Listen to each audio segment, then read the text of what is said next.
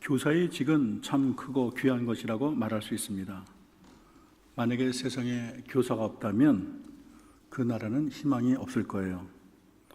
사람을 기르는 이 사역은 당장 눈에 반짝이는 성과는 보이지 않습니다. 그것보다 더 큰 자산도 없고 더 시급한 것이 없어요. 반짝이지는 않지만은 그게 정말 급한 거고 또 굉장히 시급합니다.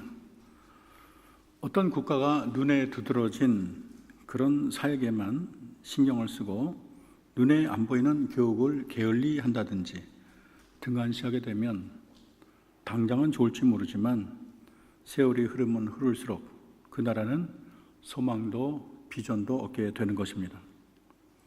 그것은 마치 근시안적인 시각을 가지고 산업을 발전시킨다는 명목으로 산의 나무를 마구 베었던 나라들이 지금은 혹독한 대가를 치르는 것과 유사합니다. 당장은 돈이 되니까 나무를 막 베는데 비가 오면 금방 홍수가 나고 물이 오염되고 공기가 정화되지 않고 후유증이 이루 말할 수 없는 것입니다. 정말 우리나라는 석유 한 방울 낳지 않고 돈 될 만한 광물도 별로 없는 나라예요. 북한과 비교해 봤더니 북한은 얼마나 자원이 많고 또 요즘에는 석유가 이렇게 많다는 얘기도 들려요. 근데 오직 하나 우리 남한에 있다면 땅을 팔아서라도 농가 밭을 팔아서라도 소화돼지를 팔아서라도 이 아이를 교육하겠다는 이 교육열은 세계 어느 나라보다도 우리나라가 강했습니다. 우리 부모님들은 일제시대 6.25 전쟁에 제대로 먹지도 못하고 입지도 못하고 고생했습니다. 그런데 오로지 모든 희망을 자식에게 쏟았어요. 애들 교육하는 것이 모든 것의 1번입니다. 한국의 부모들은 자기 집을 팔고 전세나 월세로 살면서도 아이들에게는 최고의 교육을 가르치기를 원했습니다. 이 극성적인 교육열이 오늘날 세계에서 한국의 두뇌 산업에서 둘째가라면 서러울 정도로 이 두뇌 강국의 나라로 발돋움하게 된 것입니다. 이제 한국은 우수한 인재가 나라의 위대한 자산인이 된 나라로 온 세계에서 인정받고 있습니다. 우리 크리스찬은 장기 플랜가라고 말할 수가 있어요.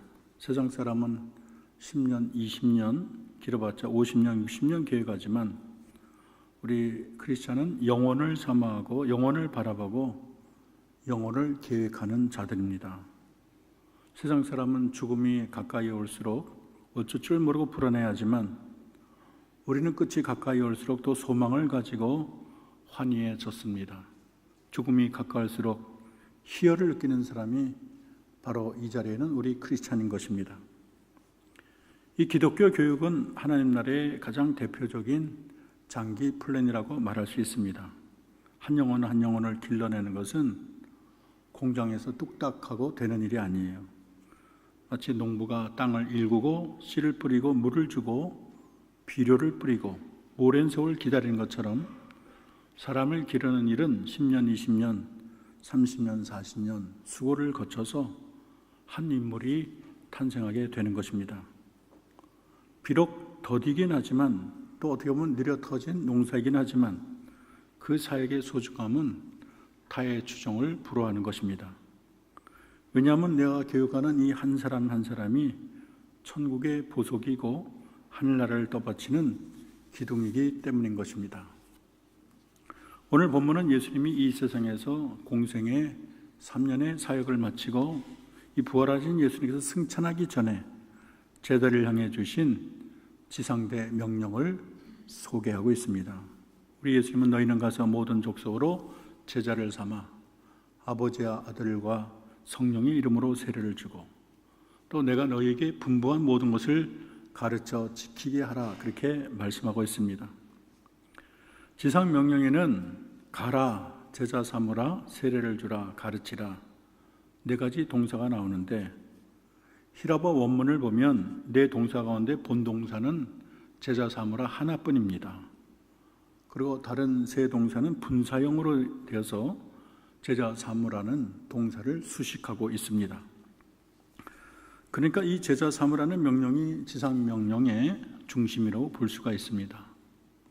이 제자 삼는 사역은 천국을 건설하는 기초고, 이 제자 삼는 사역을 감당하는 이들이 바로 교사인 것입니다.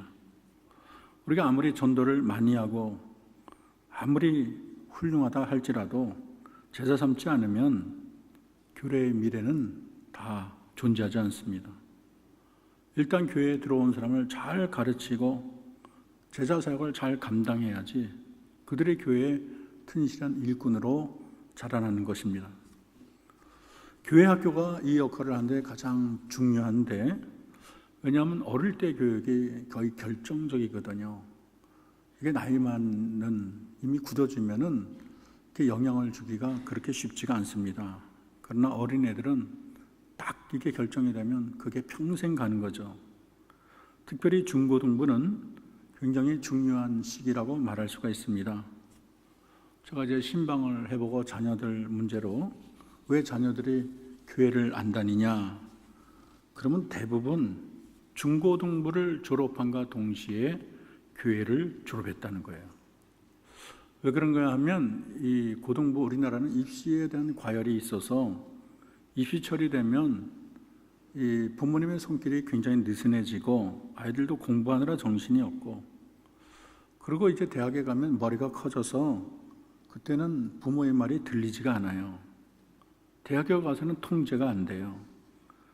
그러니까 이 중고등부 때 신앙을 확실히 하는 것이 그 영혼이 흔들리지 않게 믿음의 생활을 하는 가장 중요한 부위가 되는 것입니다. 중고등부 때 신앙을 잘 잡아야 청년까지 이어지고 한국교회의 미래가 튼실하게 될 것입니다. 우리가 주님의 명령을 교사로서 가져야 되는 바른 영성을 저는 4가지로 꼽고 싶습니다. 첫째, 좋은 교사는 따라할까? 영혼을 사랑하는 교사입니다. 교사가 어떤 교사가 좋은 교사냐 할 말이 하루 종일 많겠지만 사랑 많은 교사가 최고입니다. 그런 남편도 나를 사랑해주는 남편이 최고지. 말 잘하는 남편, 똑똑한 남편 다 소용없어요. 날 사랑해주는 남편이 최고예요.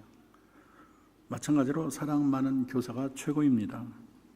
한 영혼을 천하가 바꾸지 않을 정도로 사랑하시는 주님처럼 한 영혼을 천하보다 귀하게 여기는 마음이 교사로서의 으뜸가는 마음이라고 말할 수 있겠습니다. 스펄전이 그렇게 위대한 목회자가 될 수 있었던 것은 그의 마음에 영혼 사랑이 항상 불타올랐기 때문입니다. 스펄전은 평생 영혼을 사랑하는 마음으로 살았어요. 그는 사랑의 포로라고 말할 수 있습니다. 하루에 30명씩 상담을 하고 일주일에 60통이나 편지를 썼다고 합니다. 그는 통풍 때문에 뼈를 깎는 듯한 고통이 있어도 복음 전하는 것을 포기하지 않고 복음을 전했습니다. 하나님께서는 이렇게 영혼을 사랑하는 불타는 마음을 보시고 스펄전을 위대한 목자로 삼으신 것입니다. 그런가 하면 조지 휘필드도 영혼에 대한 사랑에 사로잡힌 자입니다. 그는 평생 영혼 사랑에 불타서 일생을 복음 전파에 최선을 다했습니다. 그는 영혼 전도에 대해서 잠시도 쉴 틈을 가지지 못했는데 주위 사람이 휴식을 취하라는 권유에 내 존재가 녹이스러 없어지느니 차라리 닳아서 없어지는 것이 더 행복합니다. 그렇게 말을 했어요. 그는 영혼 사랑에 불타서 살았고 또 진정한 사랑의 포로라고 말할 수가 있습니다. 휘필드가 생을 마감하던 날 휴식을 취하고 있었는데 설교를 해달라는 부탁을 받았습니다. 그의 건강 상태로는 도저히 설교를 할 수 없었지요. 그러나 그는 영혼을 너무 사랑해서 영혼을 구원하는 일을 포기할 수 없었습니다. 안색이 창백한 것을 보고 사람들이 말했어요. 지금 너무 피곤해 보이십니다. 설교하는 것보다는 눈을 붙이는 게 낫겠습니다. 휘필드는 환자 같은 모습을 하고 창틀에 앉아 또 밤늦게 사력을 다해 복음을 전했습니다. 그는 설교하기 전에 이렇게 기도를 했다고 해요. 주님, 저는 주님 일에 한 번도 지쳐본 적이 없습니다. 주일에 한 번도 실증을 느낀 적이 없습니다. 아직 제가 갈 일이 조금이라도 남아 있다면 다시 한번 들판에 서서 주의 복음을 전하게 하옵소서. 복음을 전함으로 많은 사람을 새 생명으로 탄생케 하옵소서. 그 다음 육신을 떠나 내 본향으로 돌아가게 하옵소서. 설교를 마친 후 지친 몸을 이끌고 잠자리에 누웠습니다. 그것이 땅 위의 마지막 잠자리였습니다. 그는 자신이 기도하던 대로 복음을 마지막까지 다 전한 후 본향에 돌아간 것입니다. 주님은 오늘 영혼을 맡은 우리 교사들에게 너희에게 뜨거운 영혼 사랑이 있느냐 묻고 있습니다.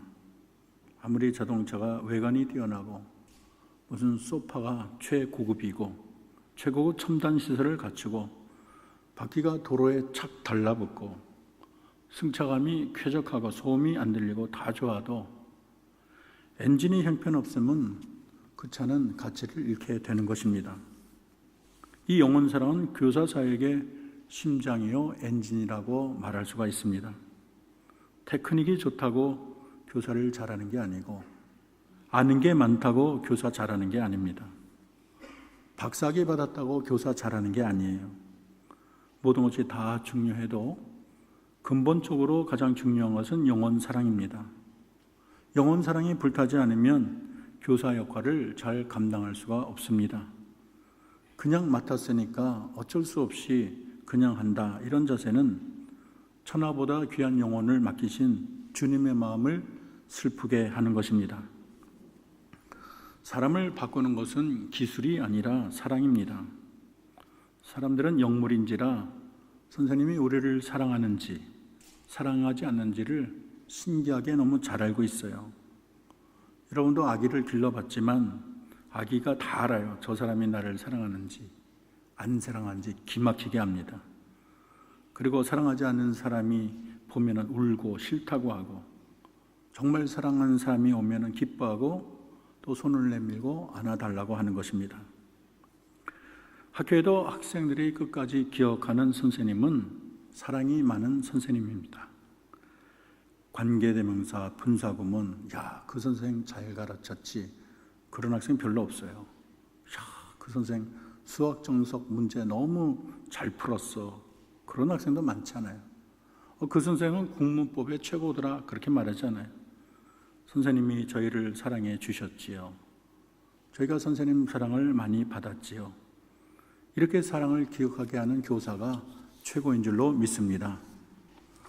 두 번째로는 좋은 교사는 따라합시다. 하나의 소중함을 깊이 깨닫는 교사입니다. 한 사람을 가르치는데 평생을 바치라고 해도 나는 바치겠다, 이런 사람이 귀합니다. 왜냐하면 하나님 나라에서는 한 명이 소중하기 때문입니다. 여러분, 사도 바울 한 명이 변화되니까 그를 통해서 로마가 무릎을 꿇었고 온 세계가 주님 앞에 엎드렸습니다. 또 역사적으로 봐도 한 사람이 얼마나 중요한지 모르겠어요. 한 사람의 영향력을 무시할 수가 없습니다. 한 사람으로 인해 일이 잘 되고 한 사람으로 인해 일이 망쳐집니다.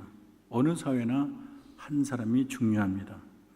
나라도 마찬가지인데 악한 한 사람이 나라를 다스리면 나라가 술렁거리고, 좋은 한 사람이 백성을 다스리면 천하가 달라집니다. 우리가 히틀러를 보면 이 한 사람의 잘못된 행동으로 얼마나 많은 사람이 피해를 입었습니까? 히틀러가 평소에 싫어하던 것 두 가지가 있었는데, 하나는 유대인이고 하나는 여자였습니다. 그로 인해서 인류 역사상 유례 없이 600만의 유태인이 살해됐고, 여자를 거느리긴 하지만 또 사랑을 주거나 결혼한 일이 없이 평생 독신으로 살았습니다. 히틀러가 그렇게 된 이유는 아버지가 행상인이었고 물건을 하다가 밖에 팔고 들어오는데 한 달도 걸리고 두 달도 걸렸습니다. 그러니까 그의 어머니가 고독을 견디다 못해서 돈 많은 세력 있는 유대인과 불륜의 관계를 맺고 말았습니다.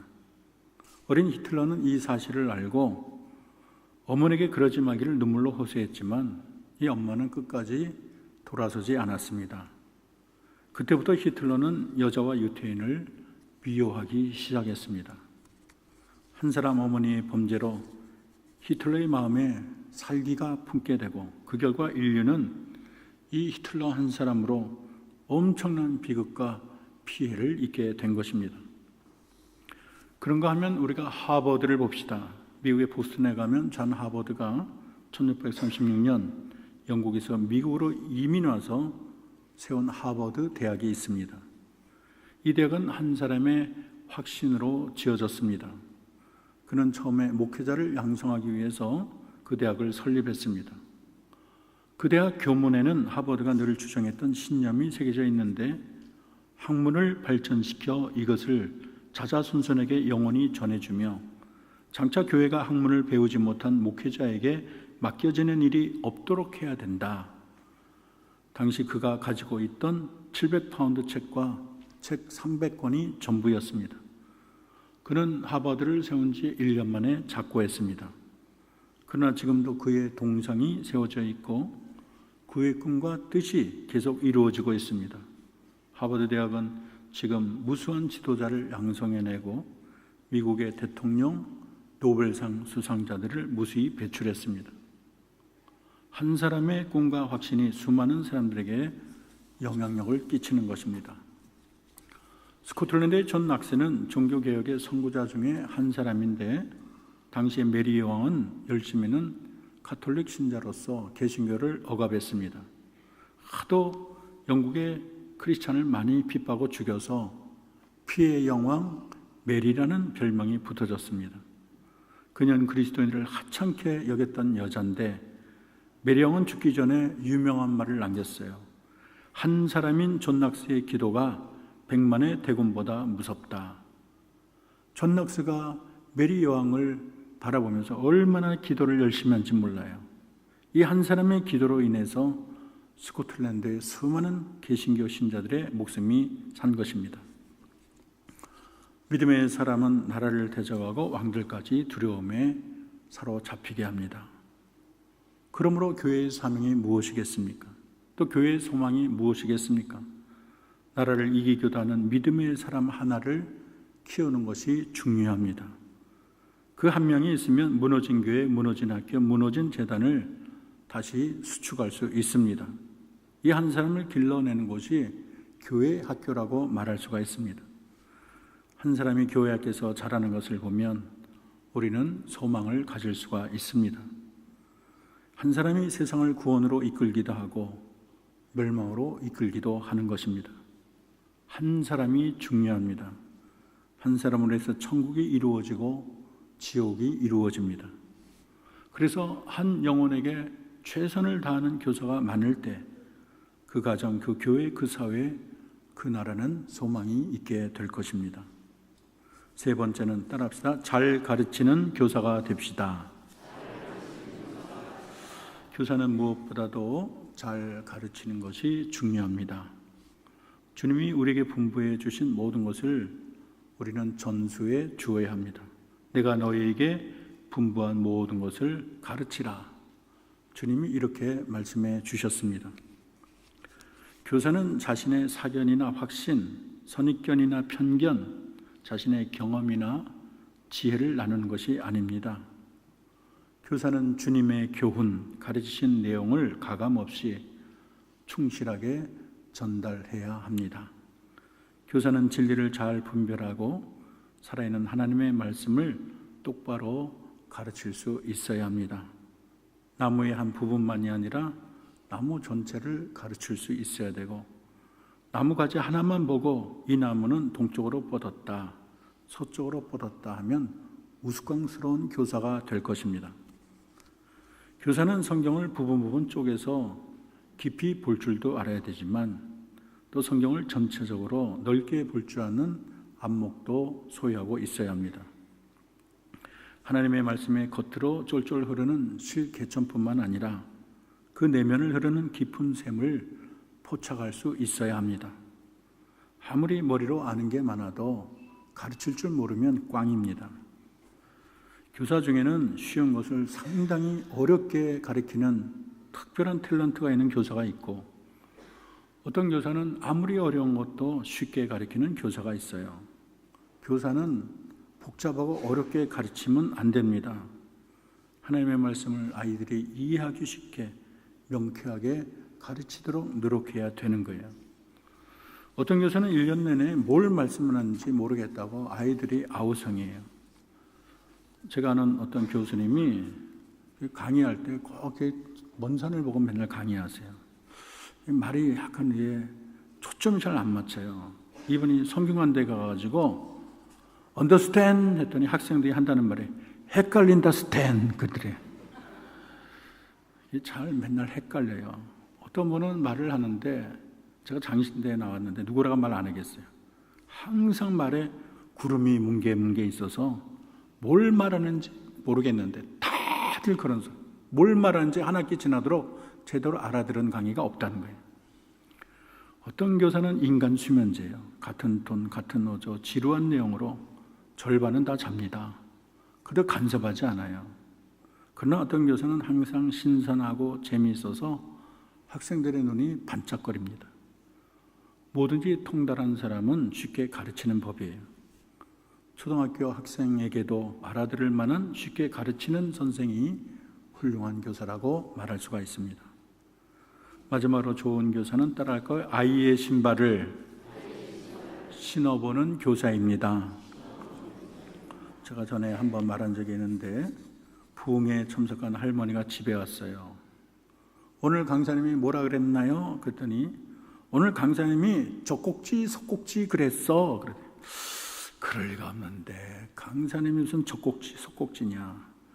알아봤더니 강사님 설교가 처음부터 끝까지 적극적 소극적 하는 것이 할머니가 잘못 알고 젖꼭지 속꼭지 그렇게 한 거예요. 이 강사님 말씀이 할머니에게 너무 어려웠던 내용이었어요. 우리 하나님은 적응하시는 하나님이십니다. 적응이라는 것은 높고 존귀하신 창조주 하나님이 낮고 천한 피조물의 상황과 입장에 자신을 맞추는 행위라고 볼 수가 있습니다. 마치 엄마가 아기에게 맘마 깎아 하듯이 하나님은 연약하고 어리석은 인간의 자신의 눈높이를 맞추시는 분이십니다. 신학자 중에는 너무 말을 어렵게 하는 분이 있어요. 책을 100파지를 읽고 또 읽어도 무슨 말을 하는지 잘 모를 때가 있습니다. 그래서 머리가 빙빙 돌아요. 제가 미국에서 공부할 때 아프리카 학생과 기도원 공부했는데 이분이 너무 화가 나니까 책을 집어 던지는 걸 봤습니다.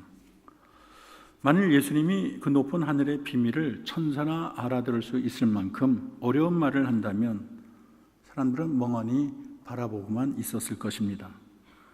예수님은 하나님의 진리를 우리가 도저히 알아들을 수 없는 현학적으로 설명할 수도 있었는데 마치 100년에 한번 풀릴까 하는 수학의 난제같이 성경을 수수께끼로 가득 채울 수도 있었을 것입니다. 그러나 예수님은 달랐어요. 예수님은 항상 쉽게 가르쳤습니다. 들의 백합화를 봐라. 공중의 새를 보라. 나는 선한 목자다. 나는 포도나무야. 너희는 가지다.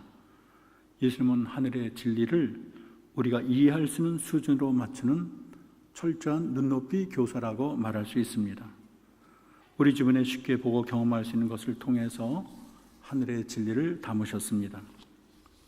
예수님은 놀라운 눈높이 선생님인데 제자들이 아버지 하나님을 보여달라고 할 때 나를 본 자는 이미 아버지를 보았다고 말을 했습니다.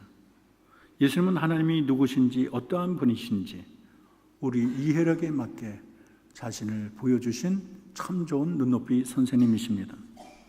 우리 교사들도 학생들의 눈높이를 잘 맞춰야 돼요. 내가 물고기를 사랑한다고 내가 좋아하는 아이스크림과 딸기를 주면 물고기는 나를 보고 시큰둥합니다. 내가 물고기에 적응하지 못하고 내 방식대로 행동했기 때문입니다. 조금이라도 내가 물고기를 이해했다면 아이스크림과 딸기 대신에 깻묵과 지렁이를 주었을 것입니다. 여기에 적응의 미학이 있는 것입니다. 내가 너무 높은 데서 거룩하게만 말하지 말고 때로는 넥타이도 풀고 그들의 수준에 내려가 그들과 함께 떡볶이도 먹고 농구도 하고 토요일 같은 데 조조 영화도 보고 햄버거도 먹고 또 선생님 집으로 초대도 하고, 너무 공감만 가르치고 땡 하지 말고 또 그들과 놀아주는 친구가 되는 것이 중요합니다. 제가 옛날에 대학생 때 참 아주 훌륭하신 전도사님이 있어요. 그분은 늘 자주 자기 집에 너구리 먹자고 초대한 기억이 납니다. 함께 놀아줄 수 있는 교사가 좋아요. 친구가 되어주고 상담가가 되어주고, 내가 가르치고 있는 것이 그들이 알아들을 수 있나, 몇 명이 알아듣고 몇 명 못 알아듣나, 아이의 수준을 알고 그 수준에 맞춰서 잘 가르치는 교사가 되어야 하는 것입니다. 주일날 공과 시간에 한번 만나는 것으로 교사 역할을 다한다고 생각해서는 안 되겠습니다. 예수님이 낳고 천한 이 땅에 오신 것처럼 나도 그들 속으로 들어가야 합니다. 그들과 함께 호흡하고 그들과 함께 웃고 그들의 손을 잡고 그들 속으로 자연스럽게 미끄러져 들어갈 줄 알아야 합니다. 그래서 우리 선생님은 우리가 딴 세상에 사시는 분, 하나님처럼 높은 보좌에 앉아만 계시는 분, 우리를 잘 이해하시는 분, 그런 분이 아니고, 우리 선생님은 우리와 함께 거닐고 우리와 함께 숨쉬고 우리의 고민을 우리 입장에서 이해하고 언제나 우리의 곁에 계신 교사가 되어야 되겠습니다. 예수님은 하늘의 진리를 우리의 수준에 잘 맞춰 전하는 눈높이 교사였는데, 우리도 주변에 쉽게 보고 경험할 수 있는 것을 통해서, 잘 이해하는 것을 통해서 우리가 말을 잘 전하는 자가 되어야 되겠습니다. 우리 교사사에게 주님이 세상 끝날까지 함께 하십니다. 오늘 본문의 제자 삼으라는 명령은 내가 세상 끝날까지 너희와 항상 함께 있으리라 말로 끝맺음합니다. 여기는 두 가지가 함축되어 있는데, 제자 삼으라는 교사 사역은 세상 끝날까지 지속적으로 수행되어야 한다는 것을 알려줍니다. 제자 삼으라는 교사 사역은 우리 개인의 여건이나 환경에 따라서 그렇게 매이거나 구애받지 않습니다. 이 사역은 주님이 오시는 날까지 계속될 것입니다. 기뻐도 슬퍼도 이 사역은 지속되고, 바쁠 때나 한가할 때나 이 사역은 지속됩니다. 가난하나 부자일 때도 이 가르치는 교사 사역은 중단되지 않습니다. 지구가 도는 한, 이 세상이 지속되는 한, 이 지구 모퉁이 복음 증거와 제자 사역은 계속될 것입니다. 주님이 구름 타고 이 땅에 오시는 날 우리의 교사 사역은 마치게 될 것입니다. 그날이 오기까지 세계 모든 종족들은 다 주님의 음성을 들고 주님의 권세 앞에 무릎 꿇는 그날까지 교사 사역을 멈춰서는 안 되겠습니다. 우리가 감당하지 못하면 주님은 또 다른 사역자를 일으킬 것입니다. 우리에게 기회가 주어졌을 때 아멘으로 받아들여야 합니다. 또 충성하고 더 충성해야 될 줄로 믿습니다. 둘째로 내가 세상 끝날까지 너희와 함께 하리라, 이 말은 우리의 제자 삼는 사역이 우리가 홀로 하는 사역이 아니라는 것을 보여줍니다. 주님이 함께 하십니다. 우리 주님은 보이지 않지만 모든 교사의 최고의 리더입니다. 우리가 다 하는 것 같지만 주님이 계획하고 이끌어 가십니다. 교사는 단순히 복음만 전하는 게 아니에요. 예수 믿고 구원, 그것이 다가 아니고, 교회는 주님의 뜻을 가르치고 지키게 하고 참되고 성숙한 제자들로 길러내는 것입니다. 이 교회는 오합 지도를 받아다가 막강한 정예 부대로 만드는 사명이 있습니다. 매번 새로운 사람만 오면은 어떻게 되겠어요? 전대로 맨날 새로운 새 신자만 온다면, 양육하지 않으면 그들은 쓰러지거나 실족하고 이리떼에게 약탈을 당할 것입니다. 또 낳기만 하고 기르지 않으면 그 교회는 타가소가 될 것입니다. 그래서 요한계시록 2장 10절에 내가 죽도록 충성하라, 그리하면 생명의 멸관을 내게 주겠다고 말씀하십니다. 우리의 사명에 대하여 우리는 거룩한 부담을 가져야 되겠습니다. 느헤미야는 예루살렘 성벽이 회파되었다는 소식을 듣고 수일간 금식하며 울고 기도했습니다. 또 예루살렘 재건을 자기의 사명으로 여겼습니다. 링컨은 고통을 겪는 노예들에 대한 거룩한 부담감을 가지고 노예 해방이라는 위대한 사명을 완수했습니다. 에스더의 사촌은 모르드게에게 에스더 사촌 모르드게는 에스더에게 이렇게 말을 합니다. 내가 왕후가 된 것이 이때를 위함인 줄 아느냐? 사명의 심각성을 지적했습니다. 우리는 교사의 사명을 소홀히 여겨서는 안 되겠습니다. 이 교사는 하나님이 가장 귀하게 여기는 직분입니다. 어떻게 보면 목사들도 교사입니다. 목사들도 성도들을 사랑으로 가르쳐야 되기 때문입니다.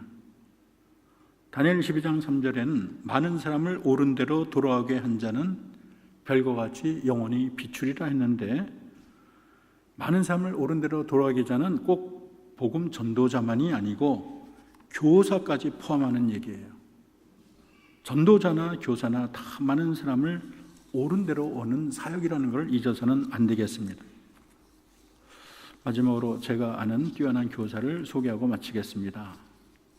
전에 한번 말한 적이 있는데, 태국의 퉁어창이란 코끼리 머리라는 부락이 우상과 귀신 섬기는 곳으로 아주 유명합니다. 저도 그곳에 가본 적이 있는데, 한국교회가 그곳에 교회를 세우려고 했는데 땅을 사니까 주민들이 칼을 가지고 나와서 방해를 하는 바람에 교회를 짓지 못했습니다.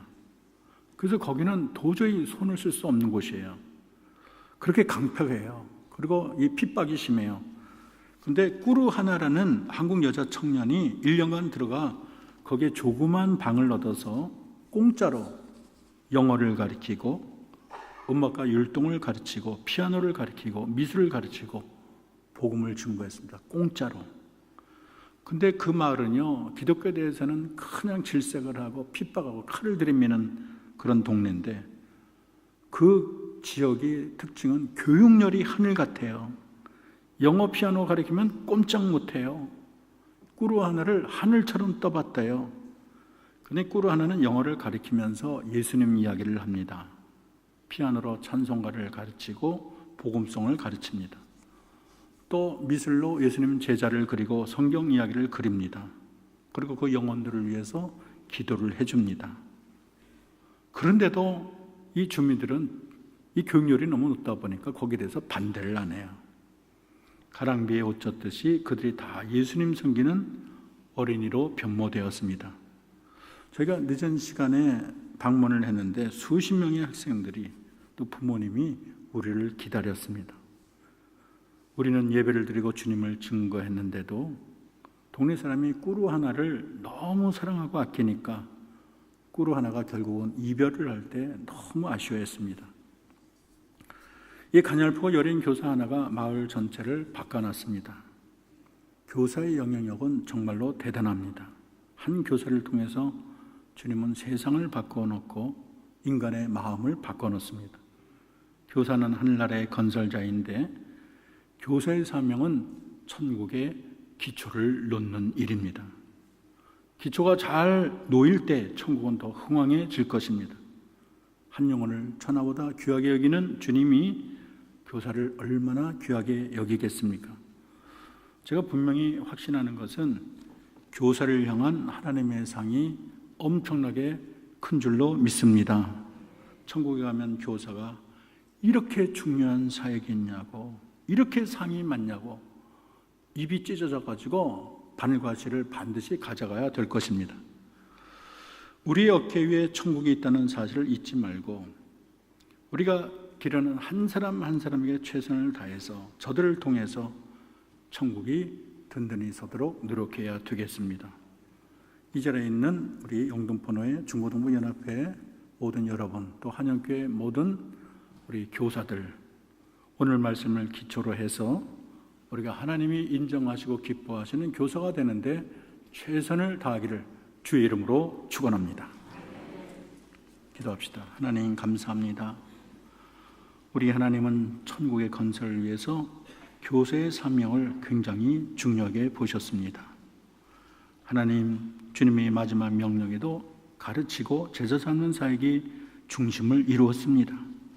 이 자리에 참여한 영등포노회 중고등부 연합회 모든 관계자들과 그들이 섬기는 교회와 그들이 섬기는 교회의 모든 교회 학교 교사들, 그리고 우리 한영교회 우리 모든 교사들과 교회 학교, 모두 다 영혼을 진정으로 사랑하는 교사, 한 사람을 소중히 여기는 교사, 잘 가르치는 교사, 그들의 신발을 신을 줄 아는 교사가 되어서 우리 주님의 마음에 흡족이 들고 잘했다 칭찬받는 주의 교사들이 다 되게 하옵소서. 예수님의 이름으로 기도합니다.